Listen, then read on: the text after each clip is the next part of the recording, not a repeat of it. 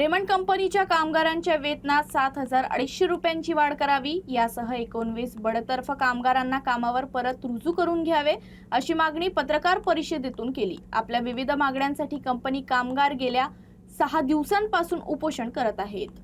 यवतमाळमध्ये Raymond UCO denim private limited कंपनीतील कामगारांचे आमरण उपोषण 6व्या दिवशीही सुरू आहे। कामगारांच्या वेतनात 7,250 रुपयांची वाढ करावी तसेच 29 बडतर्फ कर्मचाऱ्यांच्या तात्काळ कामावर रुजू करून घ्यावे अशी मागणी पत्रकार परिषदेतून करण्यात आली। मात्र 2024 मध्ये वेतन करार संपुष्टात आल्यानंतर नव्याने करार करण्यात आलेला नाही। चर्चेनंतरही तोडगा निघाला नसल्याने कामगारांमध्ये संतापाचे वातावरण आहे। मागण्या मान्य न झाल्यास उपोषण अधिक तीव्र करण्याचा इशारा देण्यात आला आहे।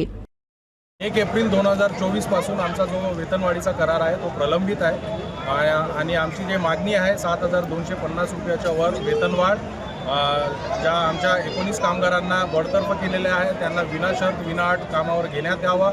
संप काळातील पगार आणि एरियास पूर्ण 22 महिन्याचा एरियास एका टप्प्यात आणि बोनसचा जो प्रलंबित करार आहे तो 20% करून त्याचा पण एरियास आम्हाला देण्यात यावा।